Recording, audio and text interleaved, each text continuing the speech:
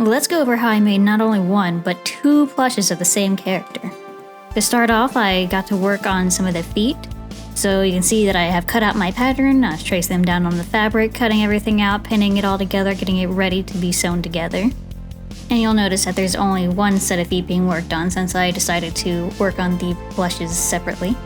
Once the feet were all squared away, I decided to get to work on the main body. It was just a simple 2 pieces of fabric since this is designed to be flat like a scarf. So it was just a matter of sewing these 2 pieces together as well as I could. Once the body was all completely sewn together, I needed to attach all these little feet, which I had to do by hand sewing because of all these zigzag patterns. It would be near impossible for me to do it on the machine.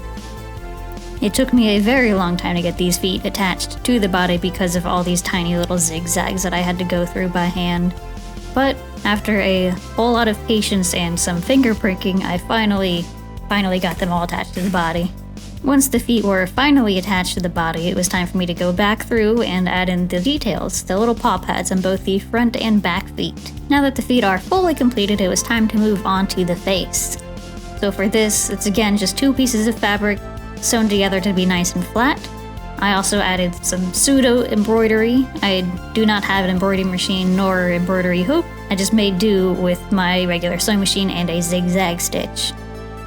It ended up coming out pretty well in the end, but there were some things that could have gone better if I did actually have an embroidery machine.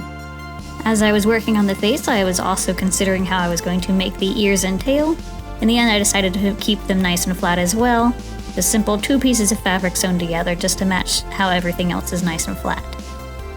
Once the ears and tails were out of the way, it was time to move on to the hair. For this, I had to reference previous drawings of the character to try to match the style of hair and break it down into its individual pieces.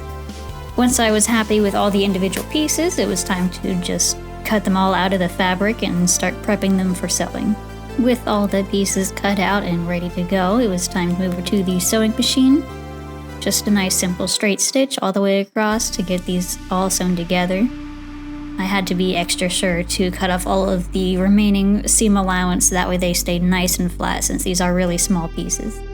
With all the pieces of the puzzle for the first plush out of the way, it was time to move on to the second plush. This one is going to be more 3-dimensional and made primarily out of faux fur fabric with a little bit of minky as well. You can see here that I have been assembling the tail for this plush. I used a shorter faux fur fabric with longer on the ends to give it a nice poofy tip. Then we move back over onto the main body where I have the longer fur fabric on the top of the plush with some shorter faux fur fabric on the sides and then minky on the bottom, giving it all a nice gradual look with a dimension to the fur. As I was assembling the body, I also made sure to go back to the inside to trim up any seam allowance that was left over, just to make sure that everything is nice and clean on the inside as well as the outside. After I cleaned up all the seams, it was time to move on to attaching the legs, which there were several pieces, that way they could bend outwards to match the reference more closely. Once I was wrapped up with the body, I moved over to the feet, attaching the paw pad details to the front and back paws. I also went through and added embroidery to the face, attached some hair and some ears, and then we get ready for our grand reveal.